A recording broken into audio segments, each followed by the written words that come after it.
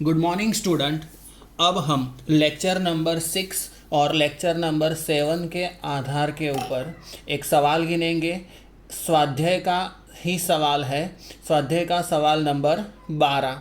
तो सवाल नंबर 12 में लिखा हुआ है, अलय और संकेत एक साझेदारी पेढ़ी के साझेदार हैं। उनके बीच का लाभ हानि का प्रमाण कितना दिया हुआ है? 2/1 दिया हुआ है। तारीख 31/3/2017 के रोज पेढ़ी की बही में निम्नानुसार बाकिया है। तो लाभ हानि खाते की उधार बाकी दी हुई है, मतलब कि नुकसान दिया हुआ है 18,000। अनामत फंड जिसकी जमा बाकी होती है दिया हुआ है 27,000। कारीगर लाभांश फंड 33,000। कारीगर अकस्मात मुआवजा फंड 21,000। और आगे लिखा हुआ है, उपरोक्त तारीख को अलय और संकेत ने अपने बीच लाभ हानि वितरण का नया प्रमाण तय किया है 1/1। कारीगर अकस्मात मुआवजा फंड के सामने कारीगर को रुपये 6,000 का दावा चुकाना क्या है? बाकी है। पेढ़ी की बही में एकत्रित हुए लाभ या हानि का वितरण दर्शाती प्रविष्टियाँ लिखिए। तो हमने लेक्चर नंबर 6 और लेक्चर नंबर 7 में जिस तरीके से देखा है उसी के हिसाब से हमें सवाल को क्या करना है?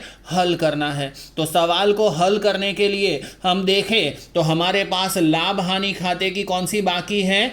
उधार बाकी है। और अनामत खातों की जमा बाकी होती है। तो लाभ हानि खाते की उधार बाकी जो 18,000 रुपये दी हुई है वो हम साझेदारों के बीच में उनके पुराने लाभ हानि के अनुपात से क्या कर देंगे? बांट देंगे। तो पुराने लाभ हानि के अनुपात से बांट दें तो लाभ हानि खाते की उधार बाकी 18,000 है, तो उसको हमें क्या करना पड़ेगा? उधार बाकी है तो इसको जमा करना होगा। और जो साझेदार है अलय और संकेत, जिनका पुराना लाभ हानि का अनुपात कितना दिया है? 2/1। तो 18,000 को हम 2/1 के अनुपात से साझेदारों के बीच में उधार करेंगे और लाभ हानि खाते को क्या कर देंगे? जमा करेंगे। तो पहला रोध नामचा हमारा क्या होगा?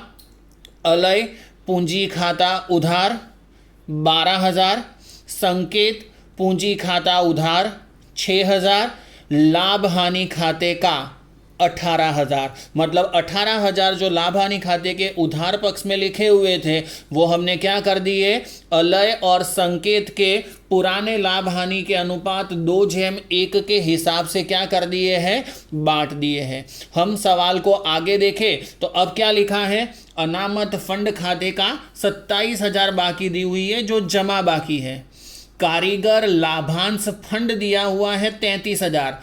पर स्टूडेंट कारीगर लाभांश फंड जो है वो पेढ़ी के लिए अनामत नहीं है, पर पेढ़ी के लिए एक प्रकार का दायित्व है कि जो पेढ़ी के अंदर बताया होगा कि हम अपने कारीगरों को लाभ में से थोड़ा बहुत हिस्सा देंगे और ये हिस्सा जो हम लाभ में से कमाए हैं वो जब तक हम अपने कारीगरों को ना दे दे तब तक वो पैसे हमारे पास पड़े रहेंगे। इसलिए वो हमारे लिए क्या गिना जाएगा? उनका दायित्व कि भाई ये रुपए तो हमें कारीगरों को क्या कर देने हैं? वापस पे कर देने हैं जब वो मांगेंगे तब। इसलिए कारीगर लाभांश फंड को साझेदारों के बीच में बांटेंगे नहीं। क्यों नहीं बांटेंगे? क्योंकि वो क्या है? दायित्व है। उसके बाद में लिखा हुआ है कारीगर अकस्मात मुआवजा फंड 21,000 का बैलेंस है। तो कारीगर अकस्मात मुआवजा फंड जो है वो क्या होता है कि अगर किसी पेढ़ी के अंदर या किसी कंपनी के अंदर क्या होता है कि मालिकों को ऐसा लगता है कि भाई हम जिस प्रकार का काम कर रहे हैं वहाँ पर हमारे कारीगरों को चोट लगने की या तो फिर हैंडीकैप होने की या तो फिर किसी भी तरीके से नुकसान होने की संभावना है। ऐसी पेढ़ी के अंदर, ऐसी कंपनी के अंदर कंपनी के मालिक और पेढ़ी के मालिक क्या करते हैं कि एक फंड क्रिएट करते हैं जिसको बोला जाता है कारीगर अकस्मात मुआवजा फंड। मतलब कि अगर किसी कारीगर को फैक्ट्री के अंदर, पेढ़ी के अंदर काम करते समय कोई भी अगर नुकसान हुआ और उसने पेढ़ी के ऊपर दावा कर दिया कि भाई मुझे पेढ़ी में काम करने की वजह से इस तरीके से अकस्मात हुआ है, तो पेढ़ी को मुझे पैसे देने पड़ेंगे, तो पेढ़ी उसको जो पैसे देने वाली है उसका पहले से ही इंतजाम कर लेती है। हर साल लाभ में से थोड़े बहुत रुपए कारीगर अकस्मात मुआवजा फंड में क्या करते हैं, एकत्रित करते हैं। और जब इस तरीके से किसी कारीगर को अकस्मात होता है तो इसमें से वो पैसे चुकाए जाते हैं। तो कारीगर अकस्मात मुआवजा फंड में हमने कितने रुपए इकट्ठे किए हुए हैं, 21,000। पर यहां पर सवाल में लिखा हुआ है कि कारीगर अकस्मात मुआवजा फंड के सामने कारीगर का 6,000 का दावा चुकाना क्या है, बाकी है। मतलब क्या हुआ कि 21,000 रुपए जो हमने इकट्ठे किए हुए हैं उसमें से 6,000 रुपए किसी कारीगर ने पेढ़ी के ऊपर दावा किया है कि भाई उसका कुछ अकस्मात हो गया होगा, तो हमें उसको क्या करने हैं, चुकाने हैं। तो हमें क्या करना पड़ेगा, पेढ़ी में से वो पैसे निकालने की जरूरत नहीं है। हम क्या करेंगे, ये अकस्मात मुआवजा फंड के तौर पर हमने जो पैसे बचा के रखे हैं 21,000, ये 21,000 में से हम 6,000 रुपए उसको चुकाने के लिए साइड में रख देंगे। और बाकी बचे हुए जो 15,000 है, 21,000 में से 6,000 माइनस करेंगे तो बाकी के बचे हुए 15,000 रुपए हैं। अब कोई कारीगर ने दावा पेढ़ी के ऊपर किया हुआ नहीं है और पुनर्गठन हो रहा है, तो क्या होगा कि ये 15,000 रुपए का जो अकस्मात मुआवजा फंड है वो साझेदार अपने पुराने लाभ हानि के अनुपात से बांट लेंगे। तो यहां पर हमारे पास दो प्रकार के फंड है अनामत के अंदर।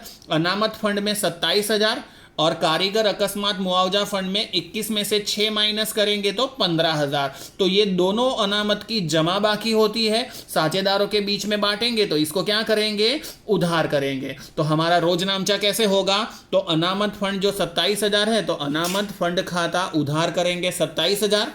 कारीगर अकस्मात मुआवजा फंड खाते में 21 में से 6 माइनस करेंगे तो 15,000 बचा हुआ है, तो कारीगर अकस्मात मुआवजा फंड खाता उधार करेंगे 15,000 और वो अलय और संकेत के पुराने लाभ हानि 2:1 के अनुपात से बांट देंगे।